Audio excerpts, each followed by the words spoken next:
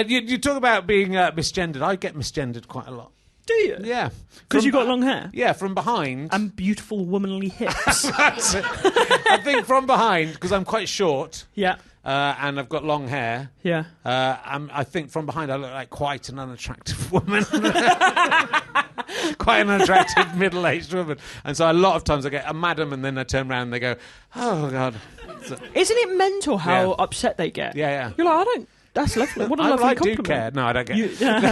I find it quite funny. But it is sort of... It's a weird thing to happen. And yeah, it's weird that it matters. And it's weird that it would be... But it would be, for some people, I think it's... I'm really fascinated by gender and, masculinity and femininity and how much of it is conforming to what you're expected, right? And so people who've decided to conform to what the idea of being a woman or a man is, they get more upset when someone doesn't conform to it because they think, hey, I put all this effort to look like this. I've been to the gym or I've been to the plastic surgery or whatever, the hairdressers or whatever, and you're not bothering. This is very upsetting to me. I haven't thought of it in those terms before. I think it's like, people, my reading of it is that people love categories because like life is so confusing and like big and scary, so like putting things in boxes is like the safest thing. And if they get the box wrong, they're like, oh God, this is like existentially like threatening to my whole worldview. And I think again the answer is people need to chill out. Go to Kent where everyone's thick. I say I would like to be taller than I am. Would you like to be? Do you ever think I'd like to be? No one ever goes that way, do? No one ever goes, I want to be shorter, or do they? No, I think again I'm lucky. Like I'm 6'1", and I know that tall women that I know, like for the most part, want to be shorter, but I'm lucky that I'm like add 3 inches on. Let me add it, I love my height. I would love to be. If I could swap place, if we could do a vice versa. I think it'd be a good film with like a short person and a tall person swapping bodies, and the short person refusing to go back into the short body again afterwards. Because most of those films are realising, your life is difficult. No, your life's much better than mine. I want to go into that one. Do you think if you and I did a body swap, anyone would notice the difference? Maybe not. Big naturals.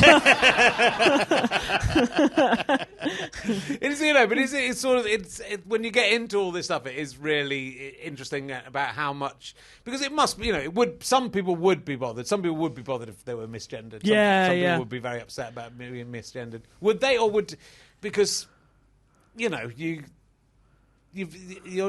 very, you're happy with how you look, and this is how you decide to look. So, if you were being upset about it, you would try and change the way you looked, I guess. Would you? I don't know. I think like I don't know. It still annoys me when I go into a toilet and someone's like really staring at me. But I find it quite amusing now, where like if I'm walking out of the ladies and someone's walking into the ladies, they'll like do a double take at the door and be like, I'm in the wrong one, and then start to go into the men's and then be like, what? So, like they're in sort of this matrix. So it kind of amuses me now, but and it never like gets too bad. And I think I know how to handle it now. It's just like, piss off, let me piss in peace. But it wouldn't have been. I'd say it wouldn't have been an issue before before toilets became such a big issue. Would it have been such a big issue before? I mean, I don't think so, but also like I was probably expressing myself in a more feminine way before it became an issue. Right. So like I don't really know the answer to that question. But what's it like with you? Because you've got a boy and a girl, right? Yeah. Do you mind talking about them? I don't mind talking about them. Do they have any strong sense of like their own gender? We've really tried to not, impose any stereotypes or anything onto them, which I think they still do.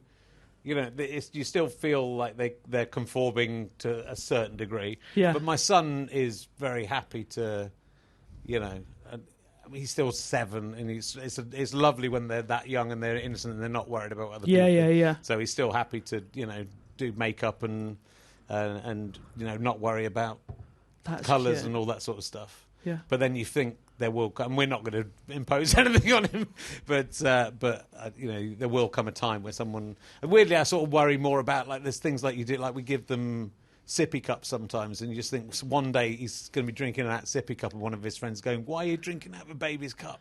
and he's going to destroy his life for a second. You know? And so maybe we should stop giving him sippy cups. But I want to be there when that happens. You're going to destroy his life, aren't you?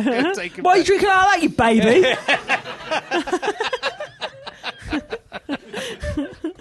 But yeah, it's interesting. But I think it's, you know, it's so lovely to experience the parenthood. I think it's not for everyone, but I think you do see those times and all of that where the boys and girls, because it feels like it's not as important as it was when I was a kid. Yeah, and it doesn't feel it feels like you're allowed to be who you want to be as well. You know, which I think is all you can really do. That's lovely. Yeah, unfortunately, my son is a fucking dick, but he's what he wants to be is a twat. It's what he wants to be, but he's very like me, so I can't really. I just feel sorry for him because I know exactly what he's having to go through for the next 20 years, and then it might start to get all right for him again. And I'm very sorry, Ernie, for passing on my genes. I should have been more responsible. But yeah, no, it's nice, and I hope that's the case. You know, I hope that's the way the thing. If it does feel like different, it does feel like, like when I was at school.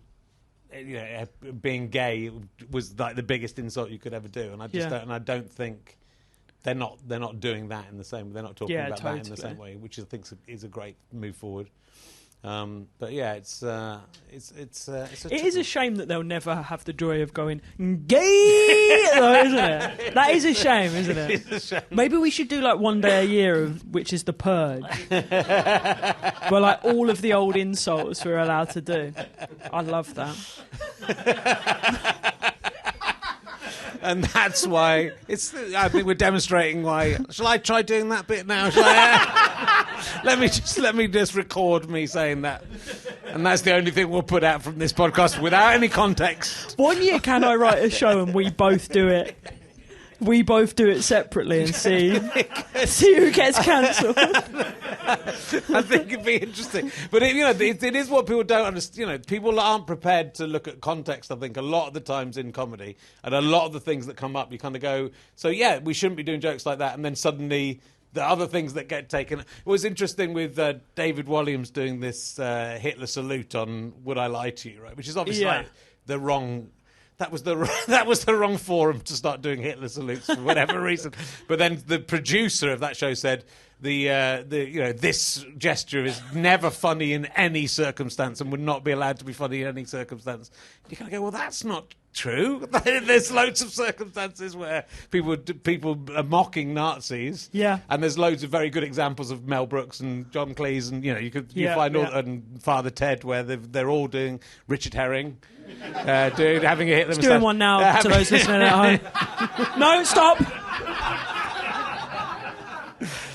Is this being filmed? No, it's fun.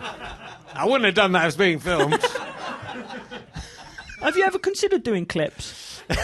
Of this? Yeah. Yeah, no, we usually do film. Oh, okay, cool. But, yeah. Not today, because you wanted to do your Nazi stuff. Yeah, I wanted to be as offensive as possible. Today is the purge day. Okay. Gay! But, the context is very important. Totally. And the person saying it, and what the intention of the person saying it is. Yeah, totally. I would say probably now a Nazi salute is probably, a joke that maybe died with Fawlty Towers in the 80s? 70s? But he doesn't actually do a Nazi salute. So there's there's one in Father Ted. He does the goose stepping. I don't know. I also think I think we're in such a nice phase where, like, I think we all got a bit pearl clutchy, quite rightly, at a certain juncture in recent history, because like we were just having loads of conversations that we hadn't had before, and I think everyone was, like, again, as I say, totally rightly very sensitive about a lot of stuff, because we were working out what the right thing to say was and what boundaries were and the lines where we could cross them and where we couldn't. And I feel like now that we've kind of worked that out a lot, and a lot of us have had quite a lot of difficult conversations, I feel like we're now back at a place where we can do some edgier jokes because we have better control of them, and we know how to do them whilst punching up rather than punching down. Yeah. And I didn't. Just be careful. And that wasn't a Nazi salute. I was gesturing, punching up. But I feel a little bit like that we felt that in the noughties. You know? Really? Yeah, and I think we were very incorrect about right. it. Oh, so, right. You know, so you had to go in the noughties. So I think in the noughties, I think like the reason like lots of people were doing quite edgy jokes about sexual assault and race and things like that, because it felt like all those things are now sorted out, and so now we can do it with a knowing wink or a little bit of looking back with irony, right. Which then you look back at all the Beau Selector and Little Britain and everything. I mean, everyone was doing, you know, paedophile jokes or whatever, which you know, I think still is ongoing. But you know, it was a misunderstanding of, I think, where we'd actually got to. Right. So it came from that thinking, it's okay to do it now because it's inclusive. Yeah, it's inclusive, like, and we're doing it with, you know, knowingly and postmodern, and so, you know, I think you feel. I'll be sort of interested to see what the next generation has to say about this generation. Well, yeah, maybe like Chloe Petz's edgy jokes were not acceptable. But do you know what I think it was in the noughties as well? Is I don't think there were enough people from within marginalised communities allowed to have the voice as well. So it was like. It was a you lot. Like, it was. Yeah, so as to say it, but yeah. It was just all of you. But no, it's good. It was, and that's what. But that's, you know, it really things have you know, not everything's moved in the right direction, but things really have. Have moved on. Totally. And it's, you know, and that is, you know, that's a very good point. But, you know, back to your book. Hitler moustaches are good. Hitler moustaches are very funny. And people should do. My show was good. No, you're very talented. You're a very talented man, okay? And it's testament, you know, your career has been long-lasting and... It has, incredibly. Yeah. It'll end eventually.